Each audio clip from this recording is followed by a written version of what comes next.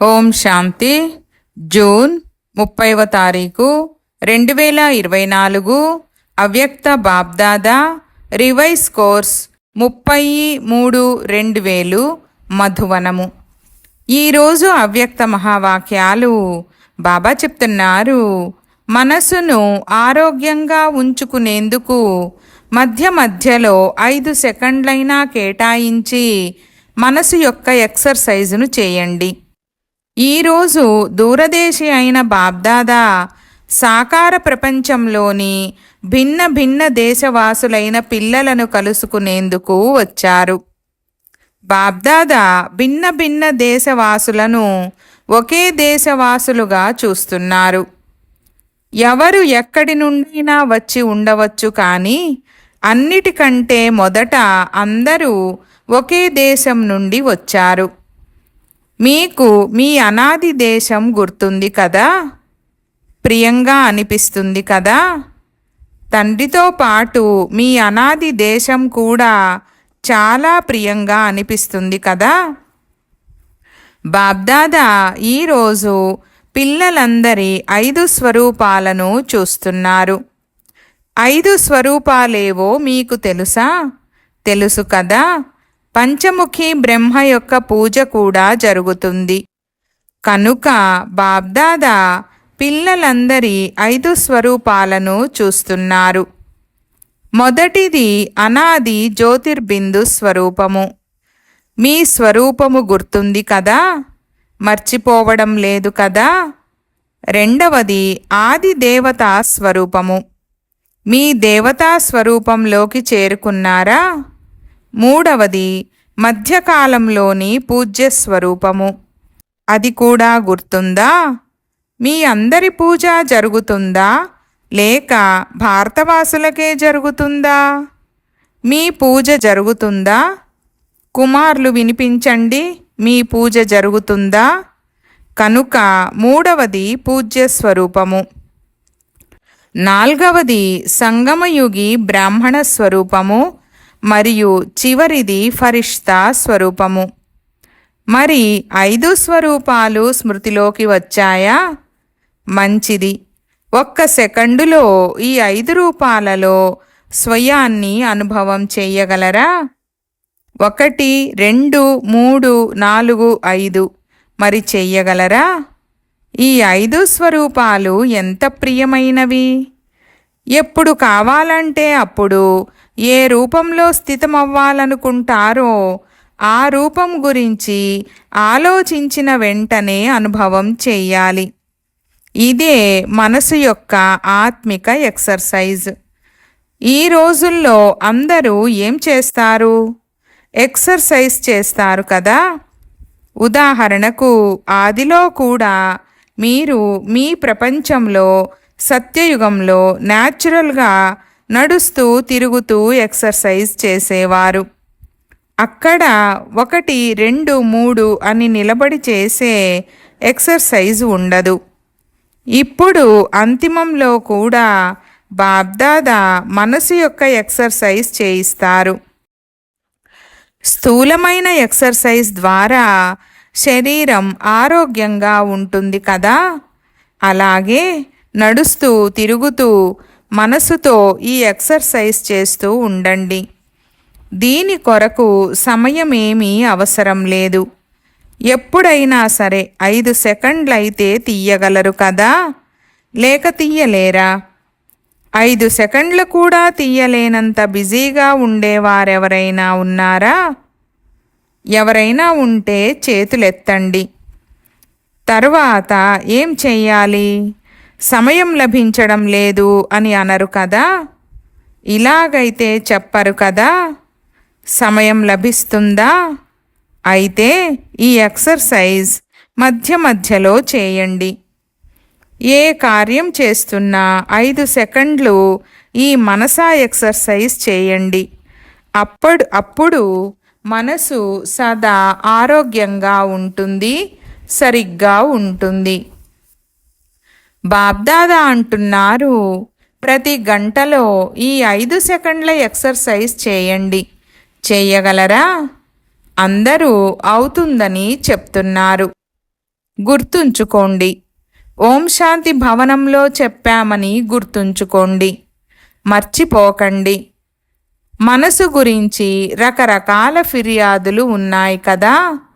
ఏం చెయ్యాలి? మనసు స్థిరంగా ఉండడం లేదు. మనసును మణ్గా అంటే 40 కిలోలు చేసేసుకుంటారు, భారంగా చేసేసుకుంటారు కదా. పూర్వకాలంలో పావు సేరు మణ్ ఉండేవి, ఇప్పుడు మారిపోయాయి. కనుక మనసును మణ్గా అనగా బరువుగా చేసేసుకుంటారు. అయితే ఈ ఎక్సర్సైజ్ చేస్తూ ఉంటే పూర్తి తేలికగా అయిపోతారు, అభ్యాసం అయిపోతుంది. బ్రాహ్మణులు అనే మాట గుర్తుకు రాగానే బ్రాహ్మణ జీవితం యొక్క అనుభవంలోకి వచ్చేయండి. ఫరిష్తా అని అన్నప్పుడు ఫరిష్తాగా అయిపోండి. కష్టమా? కష్టం లేదా? కుమారులు చెప్పండి, కొద్దిగా కష్టమా? మీరు ఫరిష్తాలా కాదా? మీరేనా లేక ఇతరులెవరైనా ఉన్నారా? ఎన్నిసార్లు ఫరిష్తాలుగా అయ్యారు? లెక్కలేనన్నిసార్లు అయ్యారు. మీరే అయ్యారు కదా. మంచిది. లెక్కలేనన్నిసార్లు జరిగిన విషయాన్ని రిపీట్ చేయడం ఏమైనా కష్టమా? అప్పుడప్పుడు కష్టం అనిపిస్తుందా? ఇప్పుడి అభ్యాసం చేయండి. ఎక్కడైనా ఉండండి. 5 సెకండ్లు మనసును తిప్పండి. చక్కర్ వేయండి, తిరగండి. చక్కర్ వేయడం అంటే మంచిగా అనిపిస్తుంది కదా. టీచర్లు బాగున్నారు కదా. రౌండ్ వేయడం వస్తుంది కదా. కేవలం ఒకసారి రౌండ్ వేయండి, తర్వాత మళ్ళీ కర్మలో నిమగ్నం అవ్వండి. ప్రతి గంటలో ఒకసారి రౌండ్ వేయండి, తర్వాత మళ్ళీ కర్మలోకి రండి. ఎందుకంటే కర్మనైతే వదిలేయరు కదా. డ్యూటీ అయితే చేయాల్సిందే. కానీ 5 సెకండ్లు నిమిషాలు కూడా కాదు, సెకండ్లు తీయండి. తీయలేరా? తీయగలరా?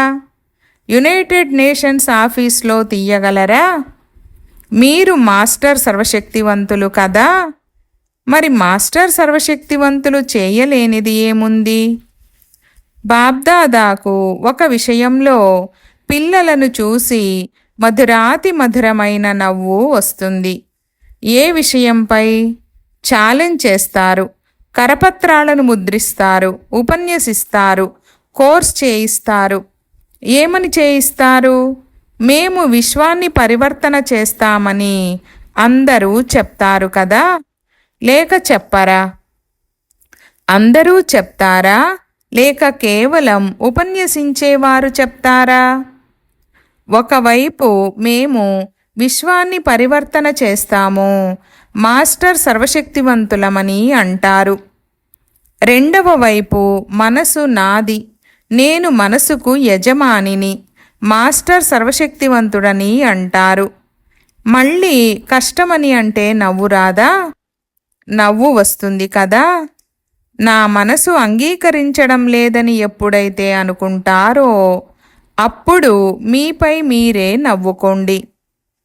మనసులో ఏదైనా విషయం వచ్చినప్పుడు అది 3 రకాల గీతల వలె ఉండడం బాబ్దాదా గమనించారు. మొదటిది నీటిపై గీత. నీటిపై గీతను చూశారా? నీటిపై గీత గీస్తే వెంటనే అదే సమయంలోనే చెరిగిపోతుంది. ఇలా నీటిపై గీస్తారు కదా. రెండవది ఏదైనా కాగితం పైన గాని పలక పైన గాని గీత గీయడం. మూడవది అన్నింటికంటే పెద్దది, రాతిపైన గీత గీయడం. రాతిపై గీచిన గీత చెరిగిపోవడం చాలా కష్టం. కనుక బాబ్దాదా చూస్తున్నారు, చాలాసార్లు పిల్లలు తమ మనసులో రాతిపై గీసిన గీత వలె పక్కా గీతను గీసుకుంటారు. దానిని చెరుపుతున్నా అది చెరగడం లేదు. ఇలాంటి గీత మంచిదేనా? ఇప్పటి నుండి చేయము, ఇప్పటి నుండి జరగదని ఎన్నోసార్లు ప్రతిజ్ఞ కూడా చేశారు. అయినా కూడా మళ్ళీ మళ్ళీ పరవశమైపోతున్నారు. అయితే బాబ్దాదాకు పిల్లలపై ద్వేషము కలగడం లేదు, దయ కలుగుతుంది. పరవశమైపోతున్నారు. పరవశులపై దయ కలుగుతుంది కదా. ఎప్పుడైతే బాబ్దాదా ఇలాంటి దయాభావనతో పిల్లలను చూస్తారో అప్పుడు డ్రామా యొక్క పరదా పైన ఏమని వస్తుంది? ఎప్పటి వరకు అని వస్తుంది. మరి దీనికి మీరే జవాబు ఇవ్వండి. ఎప్పటి వరకు? కుమారులు చెప్పగలరా? ఇది ఎప్పటి వరకు సమాప్తమవుతుంది? కుమారులు చాలా ప్లాన్లు తయారు చేస్తారు కదా. మరి ఇది ఎప్పటి వరకో చెప్పగలరా? చివరికి ఇది ఎప్పటి వరకు చెప్పండి. ఎప్పటి వరకు అనే దానికి జవాబు ఉందా? దాదీలు చెప్పండి. సంగమయుగం ఉన్నంత వరకు కొద్ది కొద్దిగా ఉంటుంది. అయితే సంగమయుగము కూడా ఎప్పటి వరకు? ఫరిష్తాలుగా అయినంత వరకు. అది కూడా ఎప్పటి వరకు? బాబాయే చెప్పాలి. ఫరిష్తాలుగా అవ్వాల్సింది మీరా లేక బాబానా? కనుక దీనికి జవాబు ఆలోచించండి. తండ్రి అయితే ఇప్పుడే అని అంటారు. మరి తయారుగా ఉన్నారా?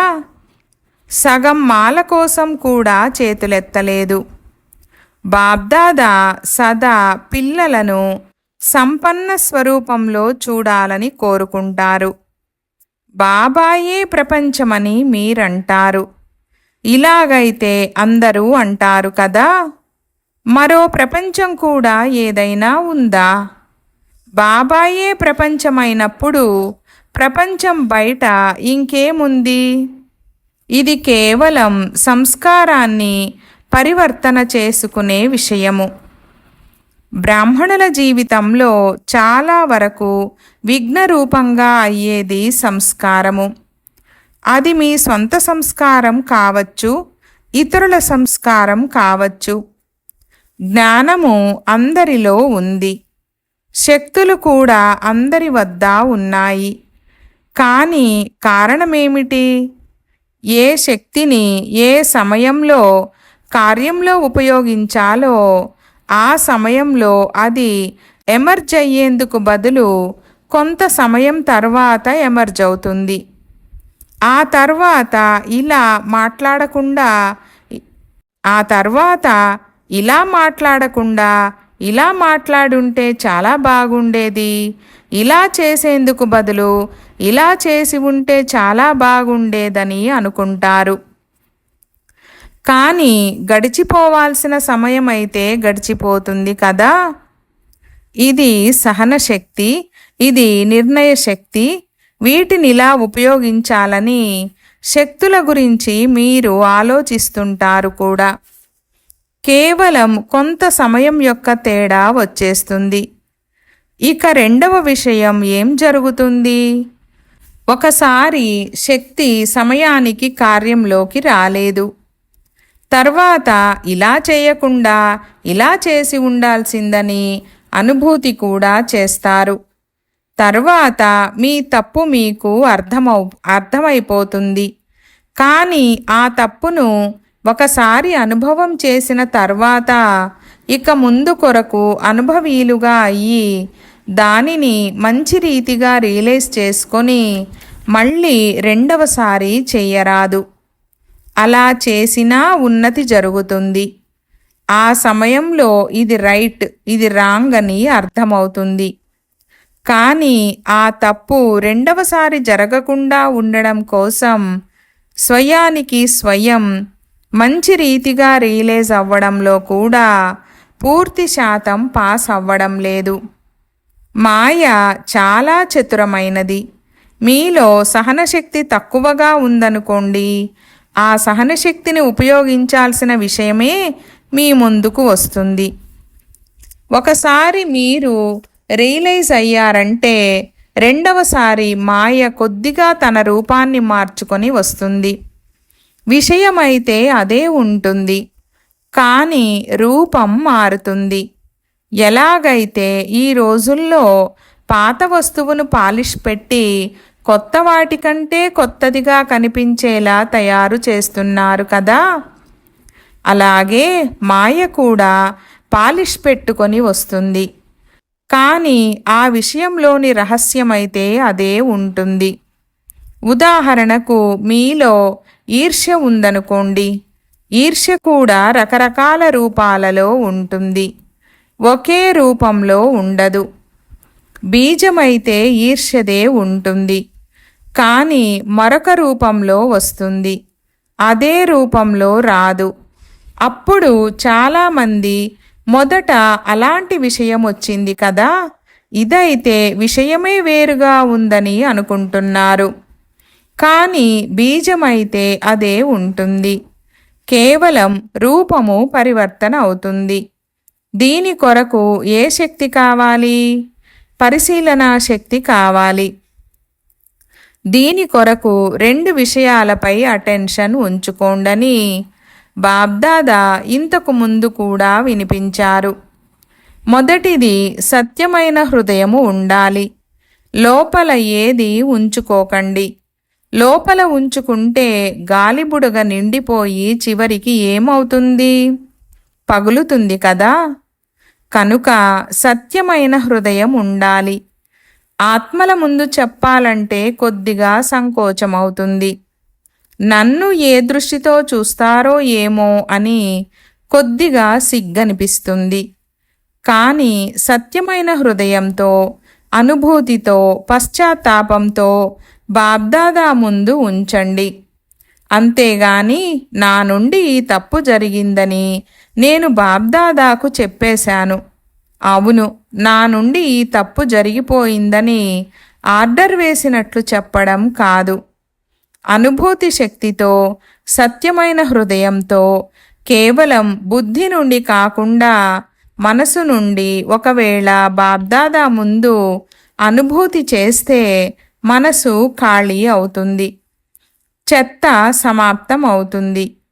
విషయాలు పెద్దవిగా ఏమీ ఉండవు, చిన్నవే ఉంటాయి. కానీ ఒకవేళ మీ మనసులో ఇలాంటి చిన్న చిన్న విషయాలు పోగవుతూ ఉంటే వాటితో మీ మనసు నిండిపోతుంది. ఖాళీగా అయితే ఉండదు కదా. మీ మనసు ఖాళీగా లేకుంటే మనోభిరాముడు ఎక్కడ కూర్చుంటాడు? కూర్చునేందుకు స్థలమైతే ఉండాలి కదా. కనుక సత్యమైన హృదయంపై సాహెబ్ రాజీ అవుతారు. బాబా నేనెవరో, ఎలా ఉన్నానో అలా మీ వాడిని, మీ దానిని అని అంటారు కదా. నెంబరు వారుగా అయితే ఉండాల్సిందే అని బాబ్దాదాకు తెలుసు. అందువలన బాబ్దాదా మిమ్మల్ని అలాంటి దృష్టితో చూడరు. కానీ సత్యమైన హృదయం ఉండాలి. మరియు రెండవది, సదా బుద్ధి యొక్క లైను స్పష్టంగా ఉండాలని చెప్పాము. లైన్లో అలజడి ఉండరాదు, కట్ అవ్వరాదు.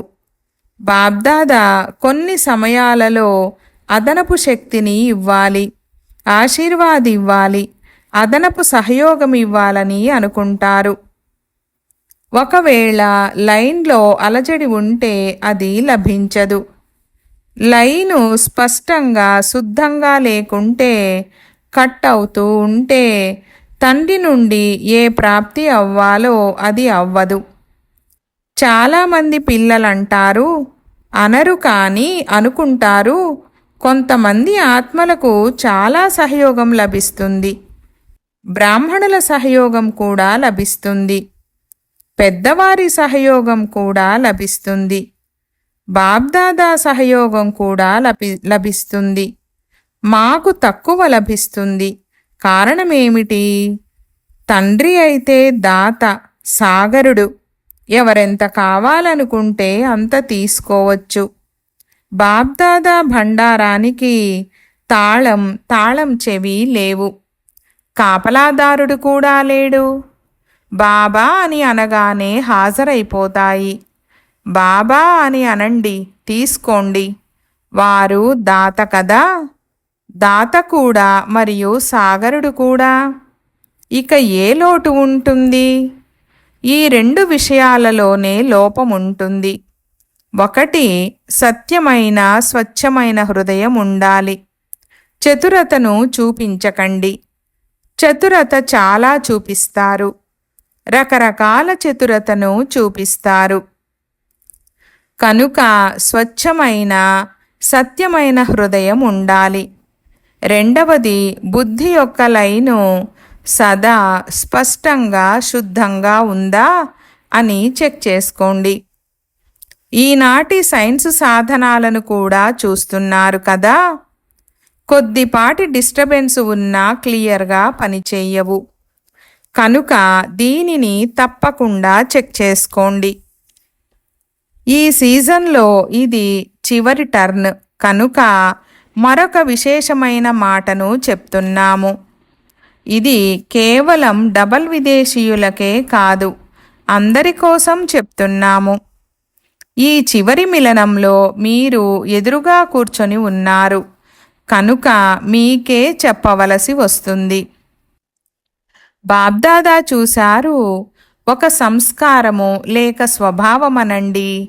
స్వభావమైతే ప్రతి ఒక్కరికి ఎవరిది వారికి ఉంటుంది.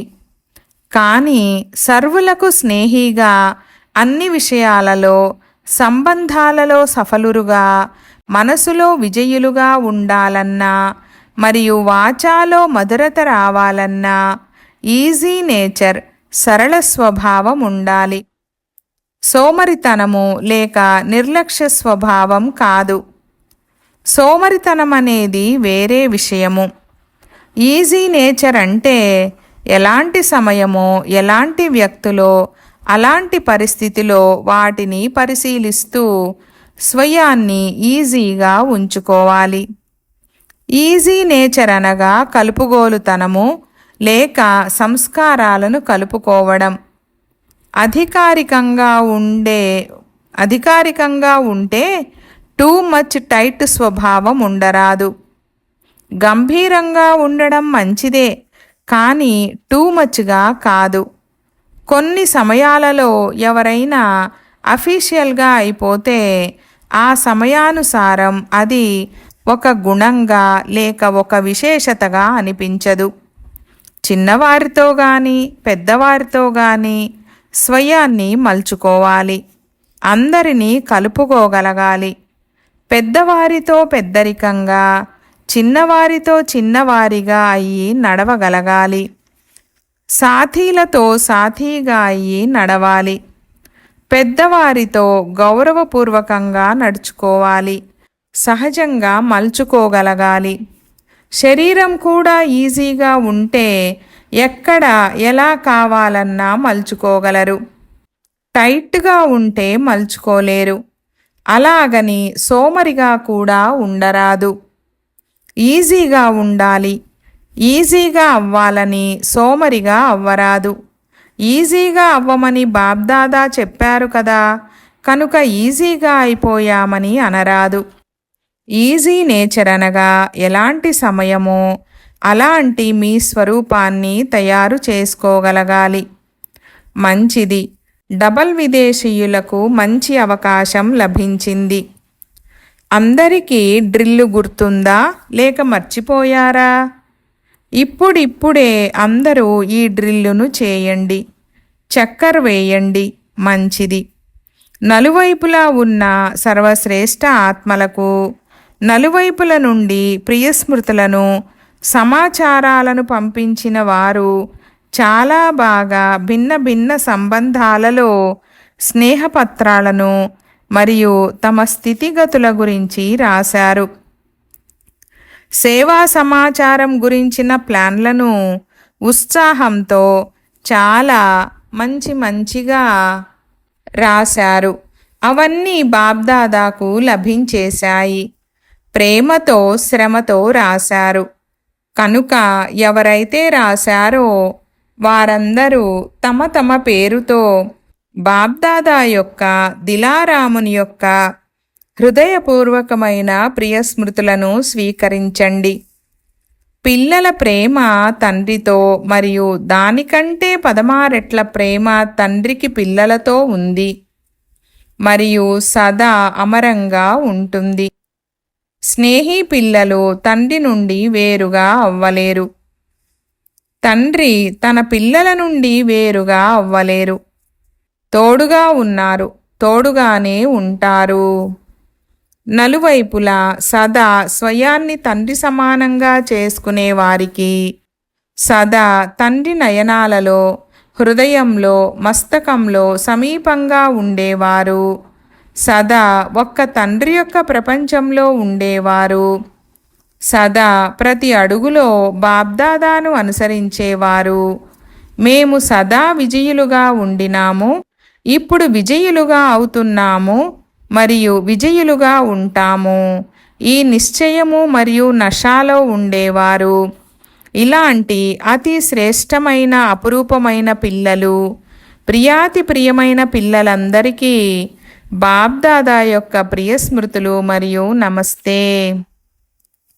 ఈ విధంగా తయారు చేసేటటువంటి బాబ్దాదాకు పిల్లల యొక్క ప్రియ స్మృతులు మరియు నమస్తే నమస్తే బాబా నమస్తే.